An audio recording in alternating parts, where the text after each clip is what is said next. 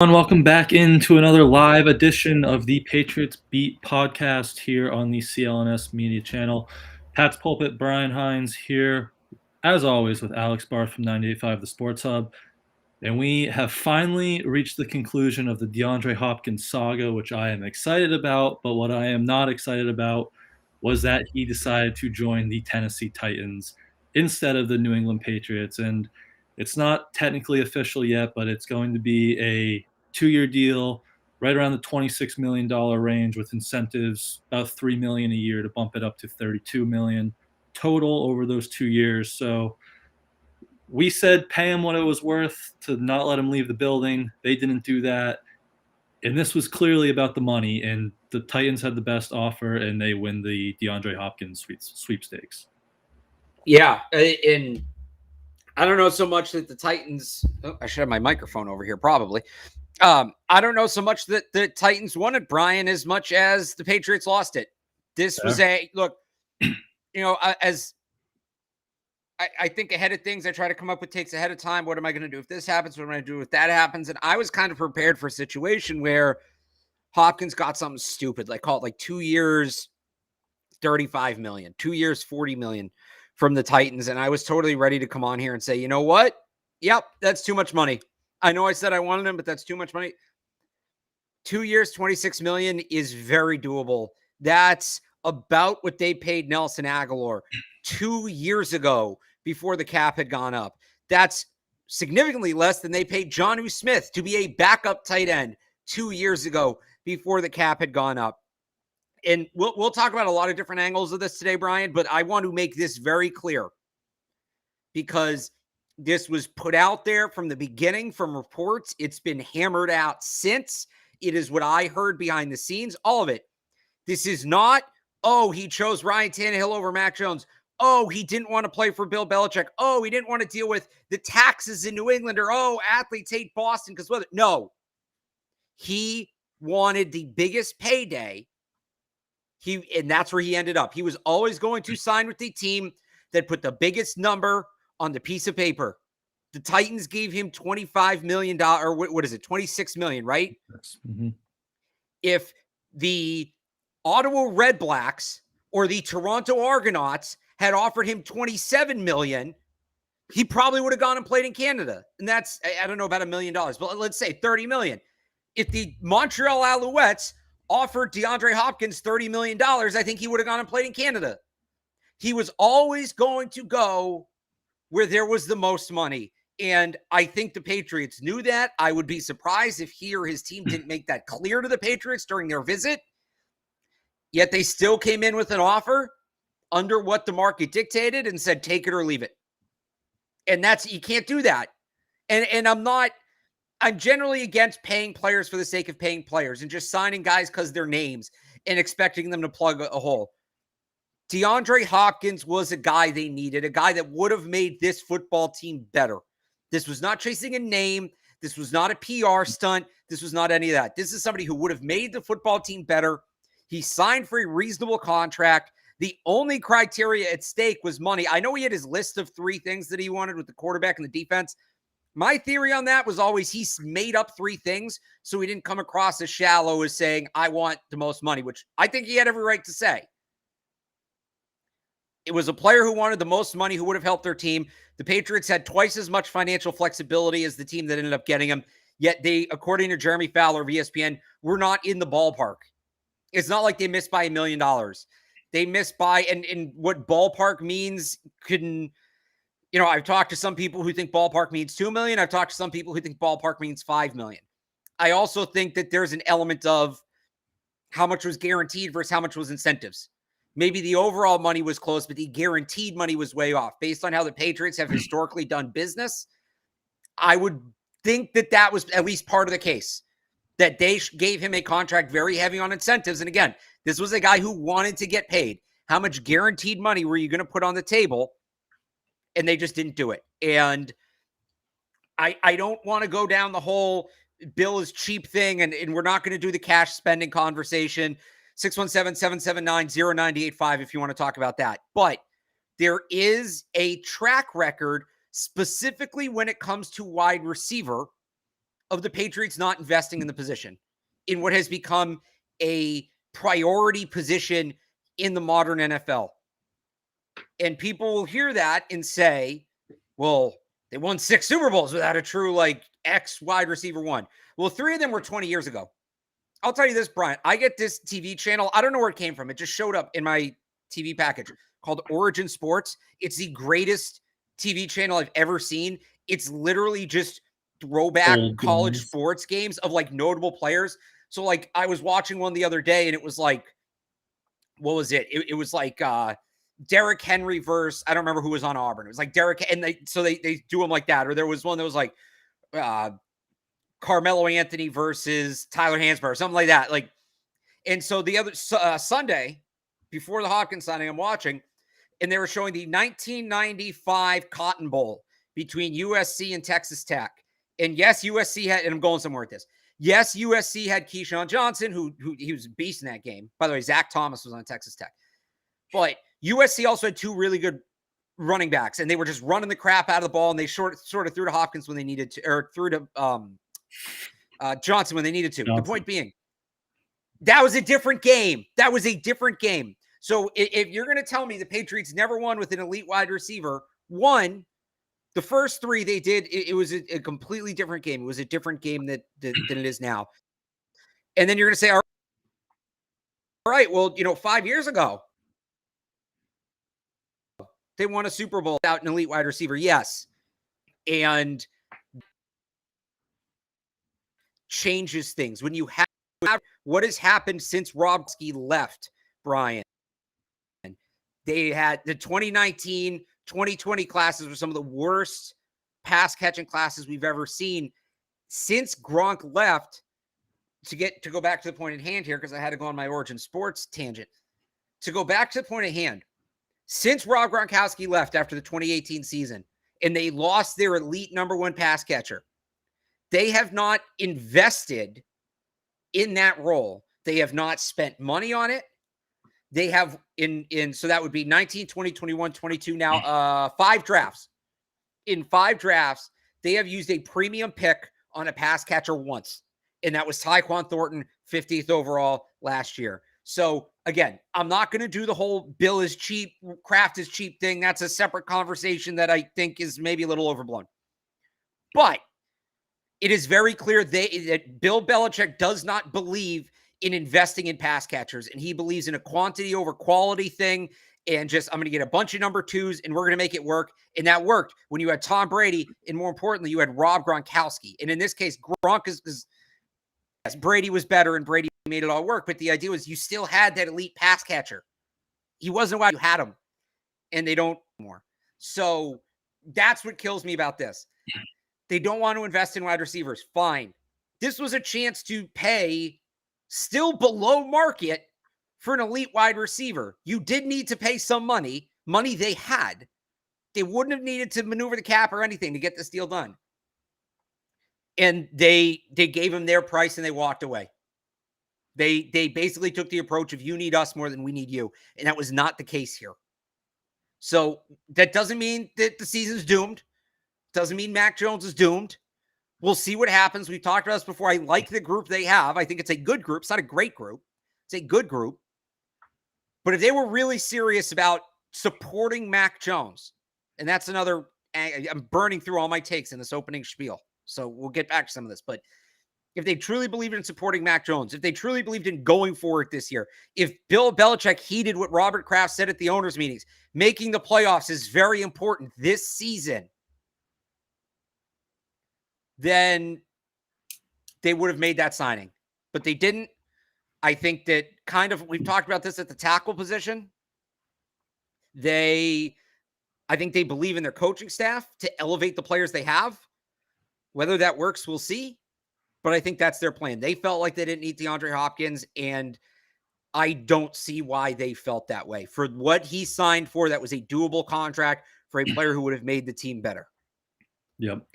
Well, I agree with pretty much all you said. Like, we talk so much how he comes in and he's instantly your best receiver. He big impact guy. They had the ability, and we haven't seen how, the contract split up full details yet, but they had like $7 or $8 million more than the Titans in space this year. So they had the ability, we mentioned kind of like a poison pill or like a restricted free agent, to maybe format in a way that Tennessee couldn't do that. And it's a little frustrating that they let him get away with that. And then you mentioned the philosophy here, because it's been 5-6 years that they just have not had that guy. And that just seems where Bill is coming from. He doesn't believe in that. He likes these. We'll get a bunch of guys who have different skill sets, create mismatches how we want to do it. But you mentioned Mac, and I wanted to ask you this.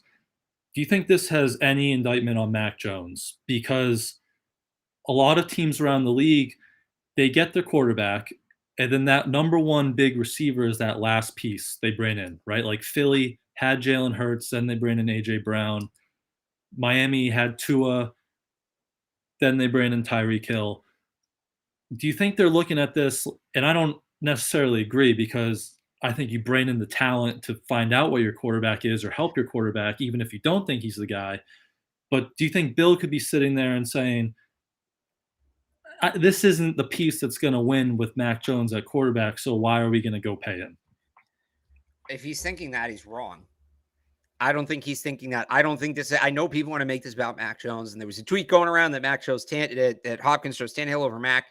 I think this has zero to do with Mac Jones. If it did have something to do with Mac Jones, Hopkins would be here, because they would have understood. The Jacksonville Jaguars went out and got Trevor Lawrence, Calvin Ridley, and then extended Evan Ingram. They're building around their quarterback. The Bears went out and traded for DJ Moore to help Justin Fields. The Niners went out 2 years after drafting quarterback. Granted, it wasn't for that quarterback, but he was hurt, but went out and got Christian McCaffrey. The Jets, the year after drafting a quarterback, went out and got him a piece in Garrett Wilson. The Patriots' biggest free agent signings have been, since drafting Matt, signings have mostly they took one guard and then defensive players in the draft. Let me flip your question a little bit. Is this about Mac Jones? No. And that's the problem. Yeah. It should be about Mac Jones. And you use the 15th overall pick on a quarterback and you're 2 years in. Unless it is a spectacular failure like Zach Wilson, and Mac Jones, say what you want about him, it has not been close to that level. When you draft a quarterback, the 15th overall pick, when he is on his rookie deal, you should be maximizing every avenue you have to put talent around him. And the Patriots are operating like it's still Tom Brady at quarterback. And that is the problem here, Brian. It's not that this is about Mac Jones. They didn't sign him because of Mac Jones. It's that they didn't consider Mac Jones when making this decision.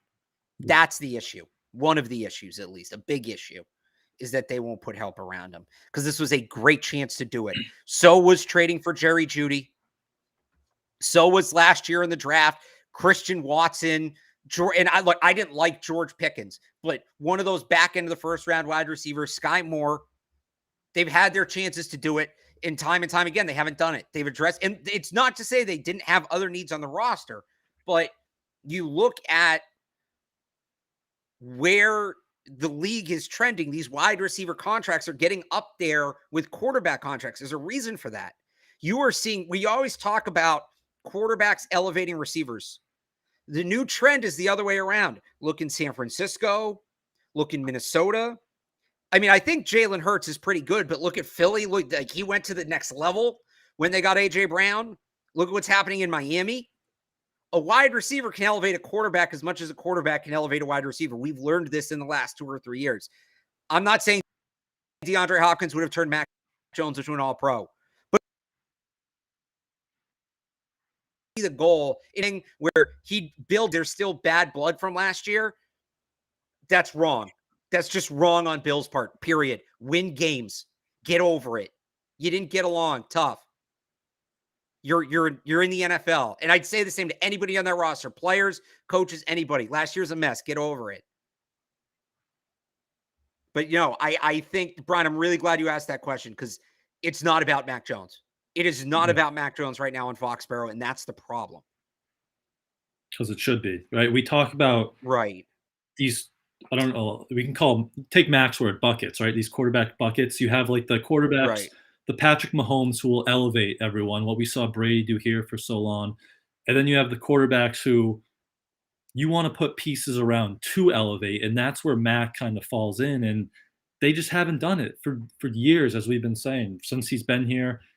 Even the 2 years really prior, even the end of the Brady years, right? Like they didn't have those guys except Gronk and Edelman on the downswing, but they just haven't gone out there and got him help that all the other teams in the league are doing right now. And it's frustrating when because they would rather just collect these twos and threes and pay them there than go out and get a guy like DeAndre Hopkins who was signing for a reasonable amount of money too. You didn't have to give up 3 first-round draft picks and then give him $20 million a year. This is a reasonable contract for a really good player still.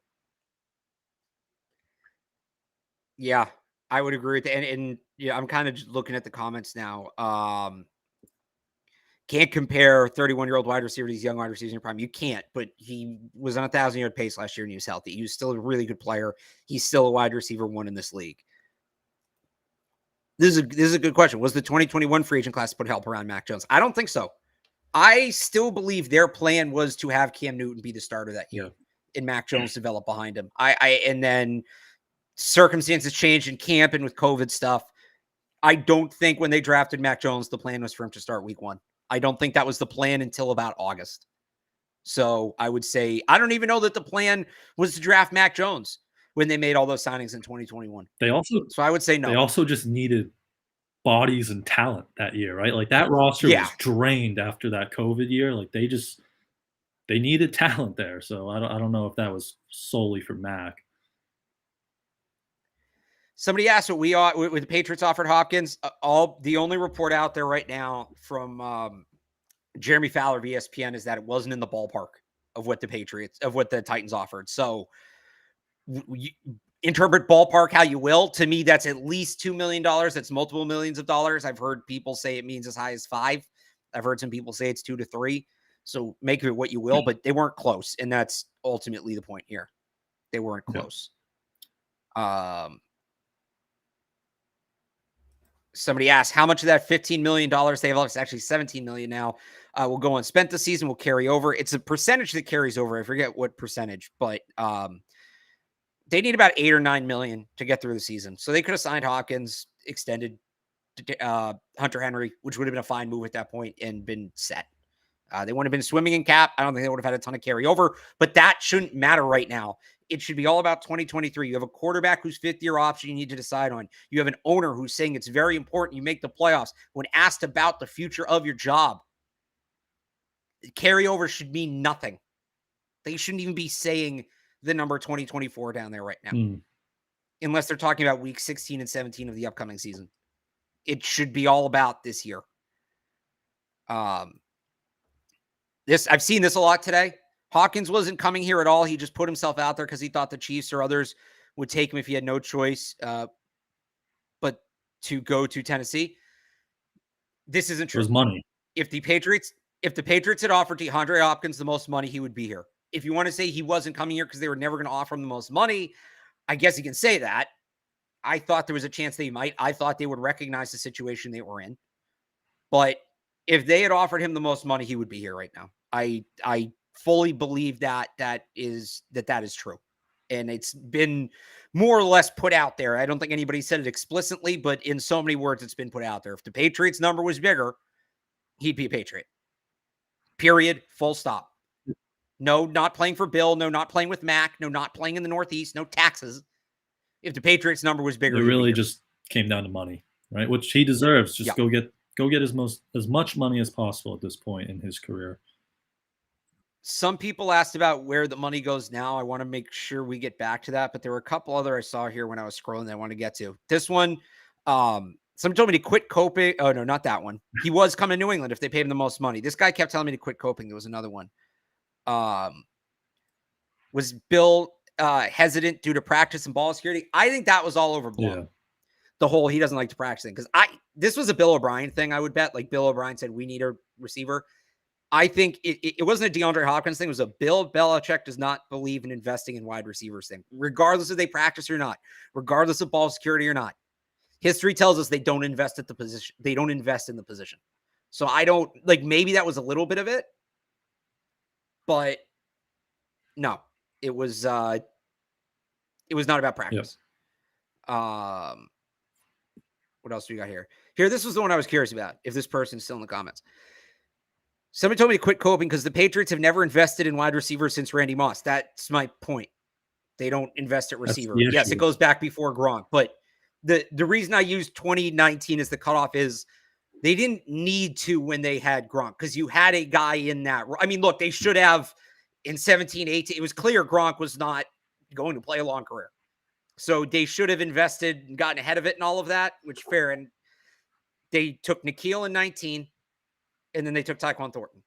That's it. They haven't paid any receivers. They haven't used any other elite premier picks on wide receivers or tight ends. They have not invested in pass catchers, period. There were a couple others here I thought I wanted to get to, but maybe I was imagining that. I apologize. My Wi-Fi keeps coming out. This one, because I've seen this today too. People trying to rationalize this. Do we think there's any chance Bill's making all these middling, nonsensical moves so that he hopes we tank and get a high draft pack so he can get a QB he wants? One, I don't believe Bill Belichick believes in tanking, period. I said this in 2020. Brian, have you seen The Last Dance? Yeah. So remember that scene at the end of Michael Jordan's first season? It's the last game of the year against the Knicks, and they need to lose for a draft position, and they tell Michael Jordan that, and he just can't comprehend it. Yep. What do you mean lose the game? What are you talking about draft picks? I'm here to win a game. I think Bill Belichick thinks the same way because I think you have to be wired that way to be that elite at what you do. On top of that, if this is his plan, he's got to listen to what Robert Kraft has said. Because if they're that bad that they have a shot at Caleb Williams or Drake May, I don't think Bill Belichick is the coach here next year. I don't think that that's going to be his quarterback. Now, they still might end up taking a quarterback if they're that bad. They should. We did this last week. My hot take that Marvin Harrison Jr. would not be a good draft pick for the Patriots next year. Because if they're that bad that they're drafting that high, they're going to need a quarterback. I can't imagine Bill is doing this on a number of different levels. Again, I don't think people keep trying to come up with these like insidious motives that Yick it to Mac or he's trying to tank or he didn't like Hopkins. No, Hopkins wanted the most money. Bill doesn't invest in receivers. Period. Full stop. That's it. It's that simple. You know what Occam's razor is, Brian? Have you ever heard of Occam's razor? I don't think so. It's a term in philosophy. It's used a lot in medicine because everybody wants to get creative and like diagnose some exotic disease or whatever. Occam's razor is the concept that basically more often than not, the simplest answer is the right answer. What is right in front of you, what seems like if it seems too obvious to be true, no, it's probably true. Yep. And I think this is a case of that. He wanted the most money. The Patriots didn't give him the most money because they don't give receivers money. And so he went elsewhere. He's gone. That's what we saw. He's also going, Bill, speaking of Bill, he's also going for the record, like all-time wins. So I don't think he's like to be tanking right now. Like that's just not where he's at. And then this is another good, all right, this is another good point. I'm glad we're doing this. This is another point I've seen today. I don't get signing a top receiver to see what you have in a quarterback because a top receiver can inflate a quarterback. And when they leave, your quarterback gets exposed. So it's almost like you should always make sure you have a good receiver because it helps the quarterback. This is actually, you're making my point with this comment. You got to have a good receiver or a good, there are rare cases where it can be a tight end. I don't think it can be a running back in the modern NFL that your passing game runs through. I don't think so. There are, I would say, 2 tight ends in the league that can dictate coverage, and that's Travis Kelce and George Kittle. There's some other very good tight ends, but I don't think they dictate coverage. So, like, if you have a Rob Gronkowski, if you're lucky enough to get that guy, fine. If not, it needs to be a wide receiver and a boundary receiver. Every other team has had no problem going out and putting supporting casts, really good superstars around their young quarterback, except here. And I don't know. It's difficult to understand. Here's another interesting one. Let's see what DeAndre Hopkins does in Tennessee this year. I doubt he does much. DeAndre Hopkins being bad in Tennessee does not vindicate the Patriots here, because that team is bad and their quarterbacks are bad. He's not going to put up good numbers there. He's not. And he knows that, and that's why that contract is so guarantee heavy. The incentives the statistical incentives. I think there's a good number of like playtime incentives, like get roster bonuses and things like that. But he knows he's not going to put up numbers there. He doesn't care. He wanted the money. He's not going to put, if he doesn't put up numbers there, I don't want to hear that the Patriots made the right move, because he would have put up numbers here. Different offenses.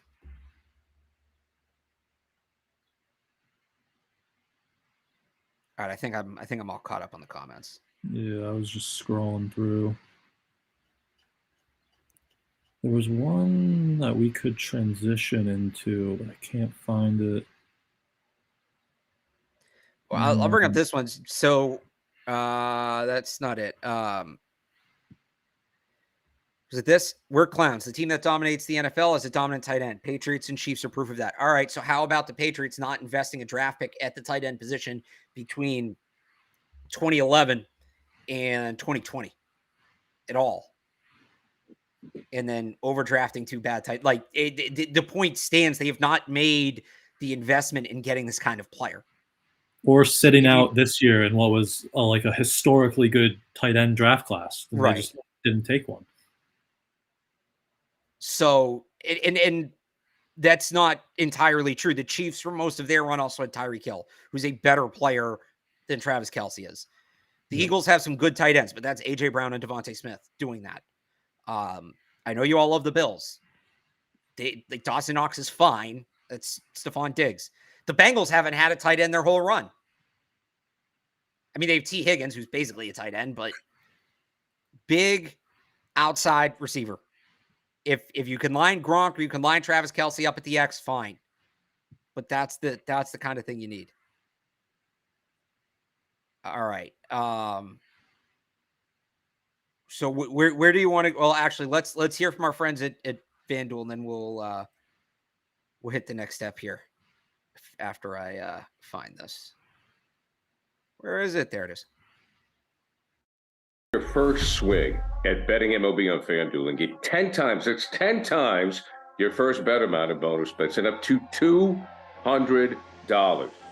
Just bet $20 and you'll land $200 in bonus bets, win or lose. That's $200 you could spend betting everything from the money line to the over-under to who you think is going to be, well, hitting the first home run. All in the app that's safe, secure, it's super easy to use. Plus, when you win, you get paid instantly. There's no better place to bet on MLB than FanDuel, America's #1 sportsbook. So sign up today and visit FanDuel.com/Boston and get up to $200 in bonus bets. That's FanDuel.com/Boston. FanDuel, official partner of Major League Baseball.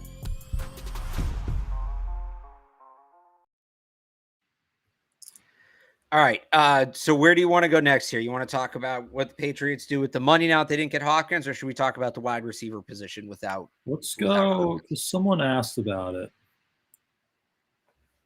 Think we go after an elite running back now, go for some line help or another corner, because they have money, right? They have money now.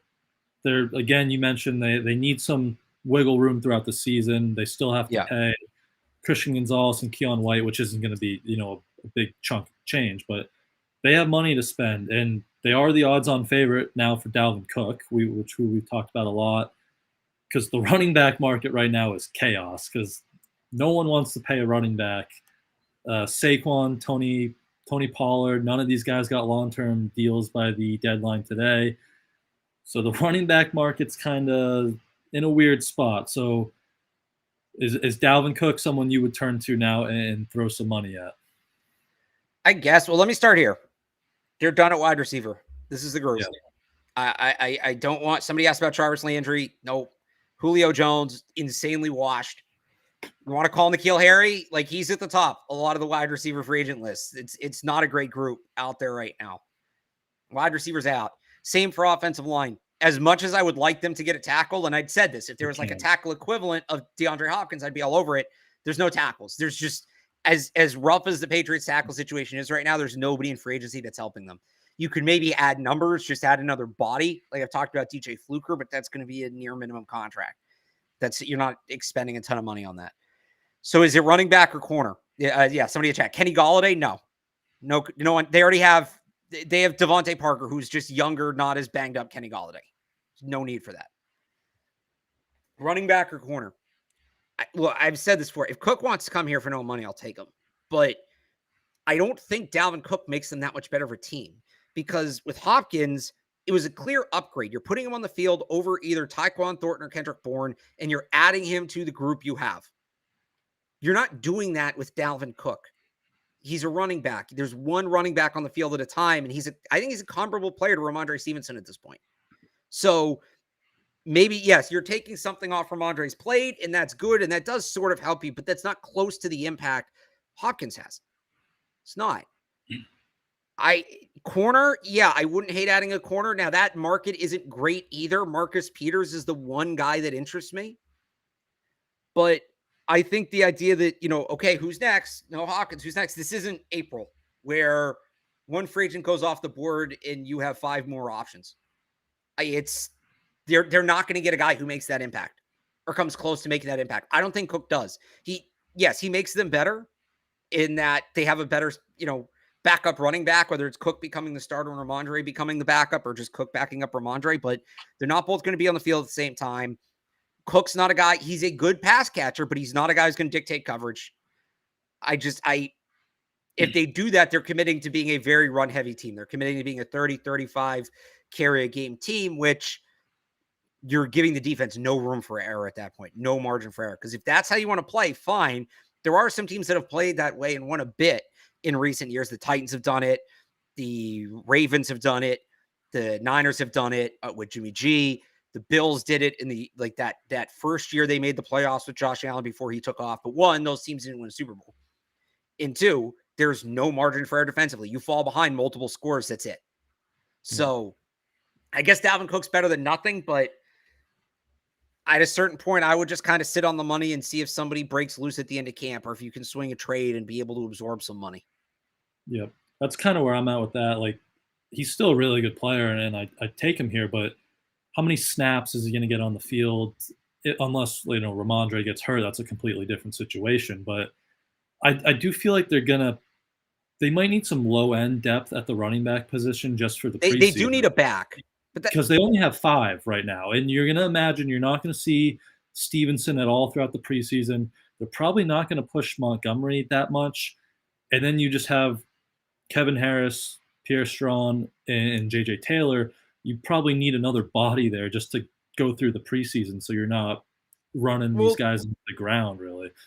They could use a more reliable number 2 back, but that could be that could be Ezekiel Elliott. That could be Leonard Fournette, who I think you can get for less money. So, and to the people saying use the money to extend Kyle Duggar, Mike Onwenu, Josh Uche, the extension wouldn't kick in until 2024. So this cap space now doesn't help with that. It means nothing in terms of those extensions. Those extensions start with the 2024 cap. So yes, you would carry over a fraction of it, but it's minimal. And again, I said this before, it should not be about 2024 right now. Should be about 2023. Where would you be on Marcus Peters? I'd call him. I know. So he supposedly had a deal done with the Raiders, but that was a week ago. So I don't know if that fell through or what that is. I said from the beginning of the offseason, I wanted to see them at a veteran boundary corner. Just not even like a starter, just like a third guy who could rotate in, play like the Jason McCourty role his last couple years here. I'm still for that. I don't know what Peters' market is. I don't know what the deal is with the Raiders. It drops off after him. After that, you're looking at near minimum deals. But I'd still rather have Cook than Peters, just because I think he's much closer to being an impact player. Peters or Fournette, I might go Peters. Peters or Zeke, I might go Peters. Like, it's close at that point. Yeah, it'd be a good addition, especially with Jack Jones's situation kind of up in the air. But what's his market? How much money is he going to want? And I'd lean Cook too there. So, but it is an option. Anything else in here?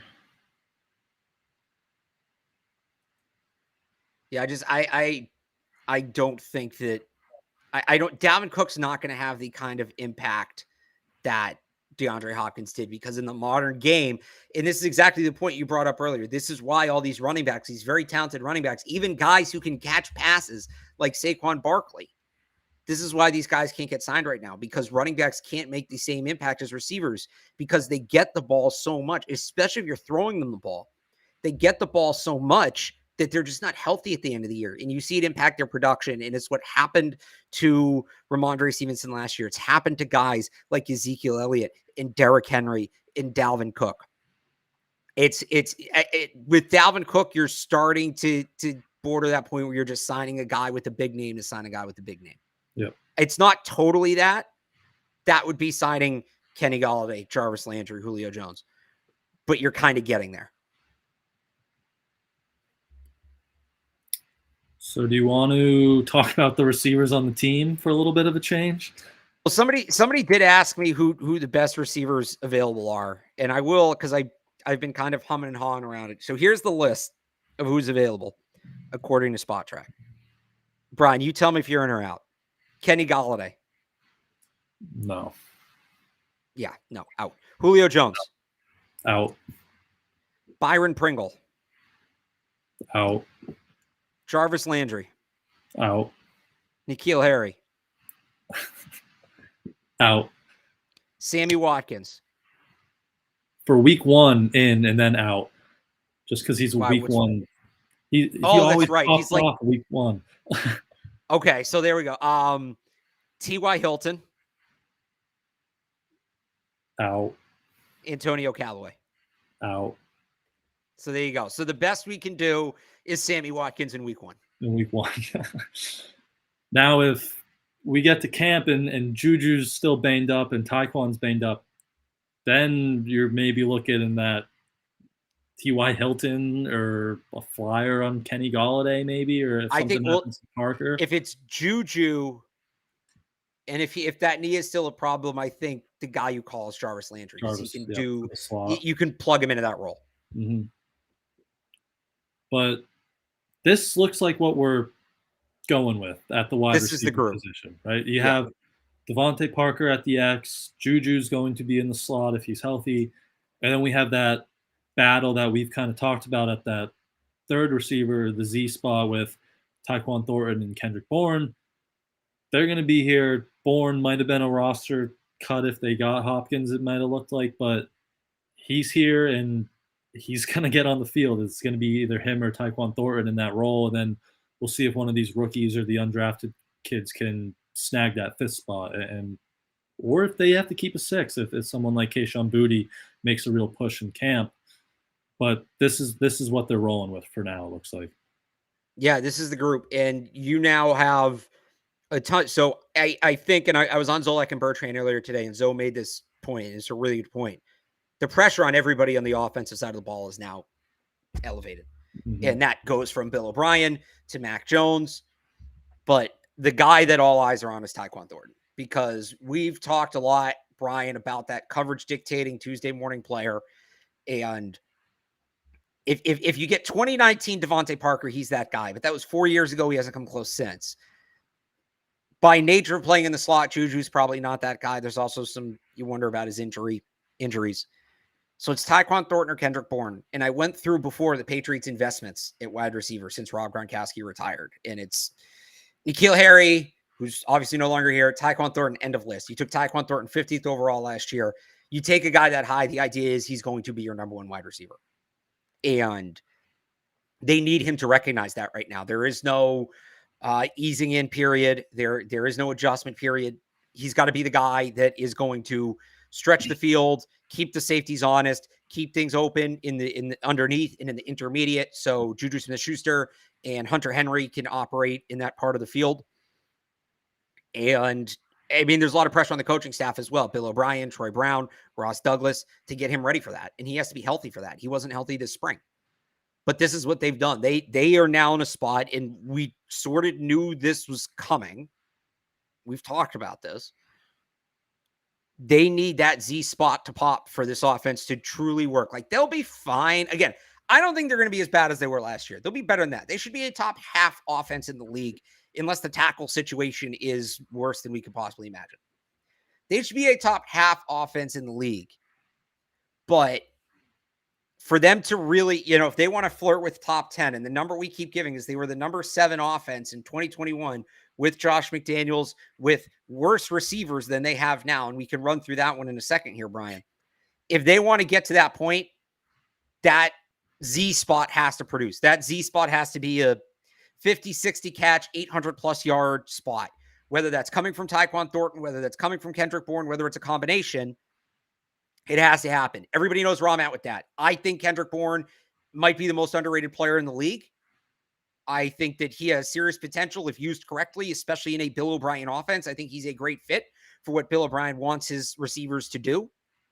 But we don't know where he's at with the coaching staff right now.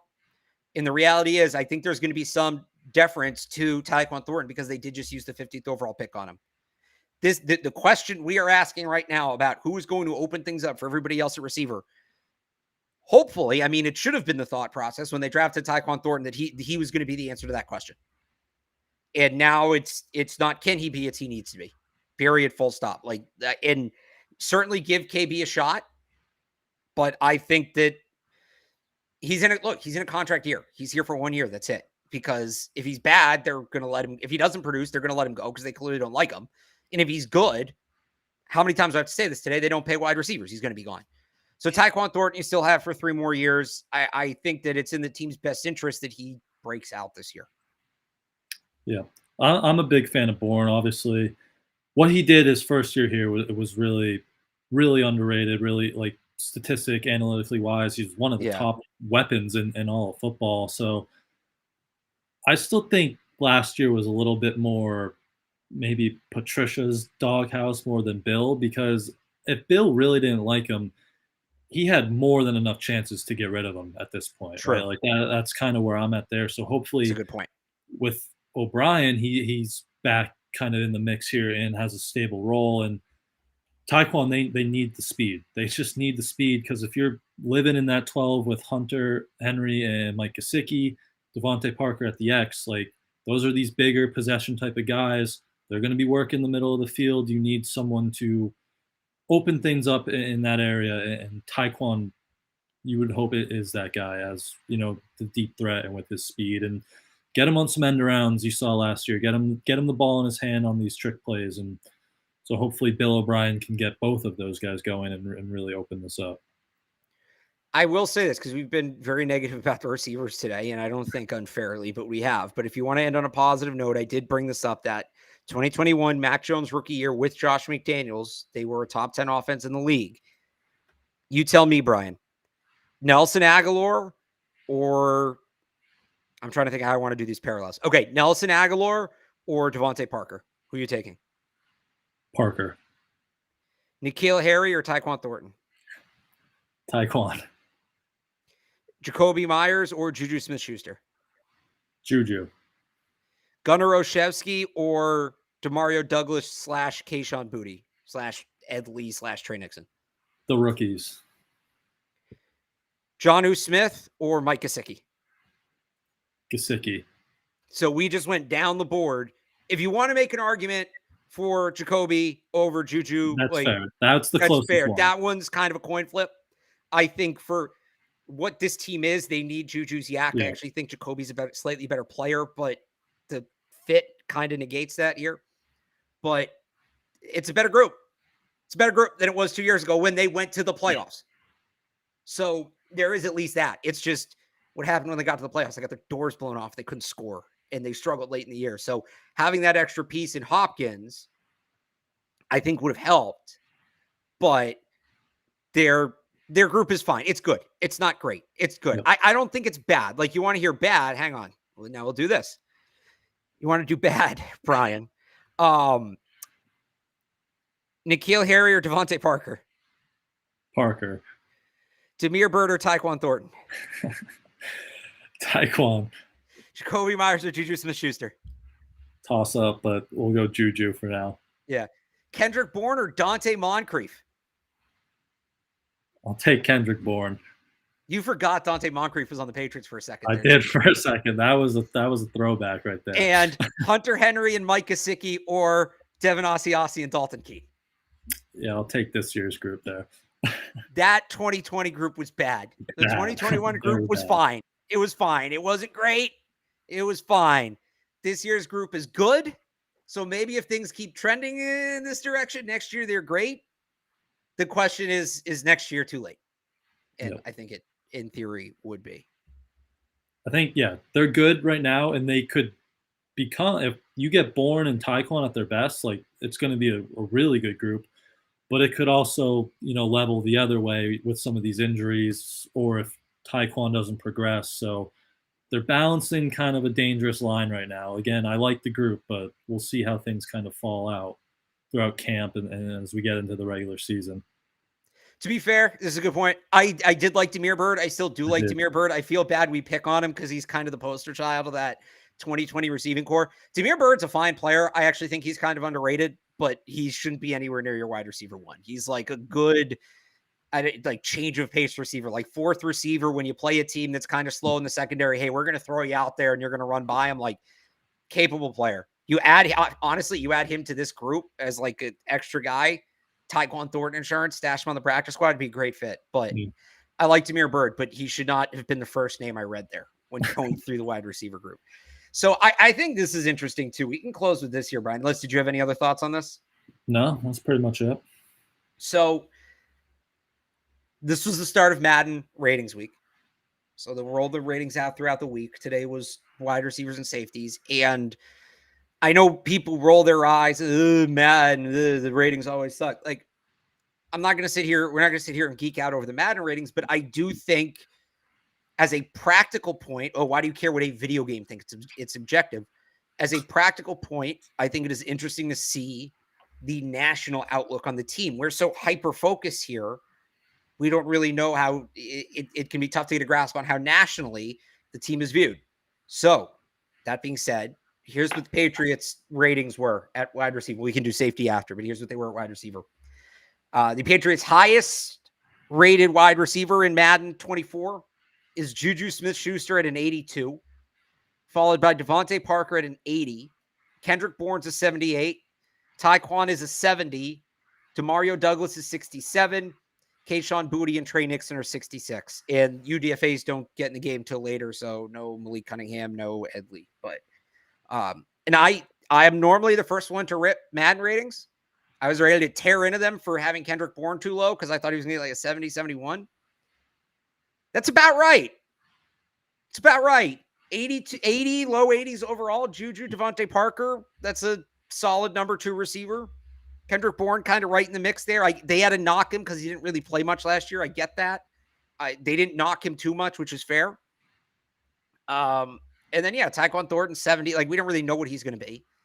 And then Douglas, Boutte, and Nixon are lottery tickets. I think that's a pretty accurate. And for what it's worth, Devontae Parker's a 93 overall. He's the 7th best receiver in the game. Not Devontae Parker. DeAndre Hopkins. It's a 93 overall. He's 7th best receiver in the game. Juju, I think, is somewhere in the low 20s, early 30s. I just looked it up. He's 82 overall is tied for 40th. And then 80 overall is tied for right around 50, which is Parker. All right. So 40th means better than most second wide receivers, right? Because if there's 32 wide receiver ones, 40th is a top 10 wide receiver 2, which I think is about what Juju is. I think it's about what Parker is. Parker top 15 wide receiver 2, like you said. I think it's about right. I think they got about right. I think that's what the Patriots wide receiver core is. They're not bad players. The top of the depth chart, at least, they're not bad players, but there's nobody there that's really a threat. Yep. I think they nailed that. Yeah. They're right in that, wide receiver 2, wide receiver 3 range. So I think that's their Madden ratings. I get it. But as an overall assessment, I think it's pretty spot on. All right. You want to do safeties too? Yeah. Oh, actually, I was just looking. Nelson Aguilar is a point better than Kendrick Bourne. That's wrong. That's wrong. See, that's bad. he should be like a 71, 72 overall. That's a bad rating. Aguilar's a 79. Nikhil's not going to be on there because he's a free agent. It's because Aguilar's the speed jacks the overall up a lot. I bet that's why, but no, Nelson Aguilar's not a better wide receiver than Kendrick Bourne. Not even close. You want to do safeties real quick? Yeah. All right. Kyle Duggar, 86, coming in as your best safety on the Patriots. And this is both safeties. Jabril Peppers is an 83. Adrian Phillips is an 81.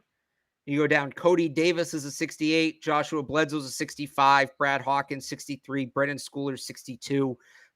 So they do multiple positions at a time. The corners are later in the week, and somebody asked about the tight ends. I think they're Friday. I'm going to guess they have Jalen Mills with the corners, so he's not here. But I'll say this about these ratings. So they gave Kyle Duggar an 86, which on its own is, I think, about right. But I always tell people this when going through the Madden ratings.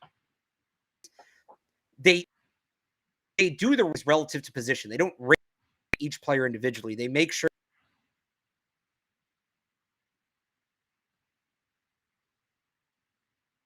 Oh no, are we losing Alex? And I cut out. He's back. Back? Yep, you're back. Am I back? Yeah. All right. I don't know what's up. Relative to the position.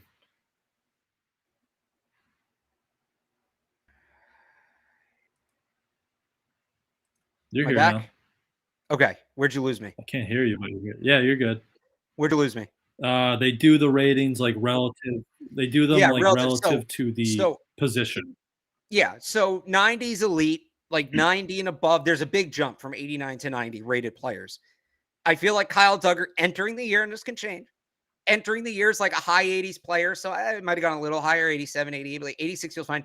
But they have him as the 17th or tied for 16th best safety, which is it Hafanoa is the guy's name in San Francisco. Yeah. I believe is how you pronounce that.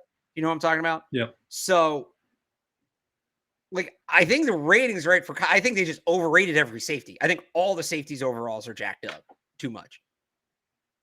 Besides that, I think they got about right. They see my vision and Bill's vision with Jabril Peppers. He is going to be an animal this year. Yep. He's going to have a breakout year. Any thoughts on the safeties, Brian?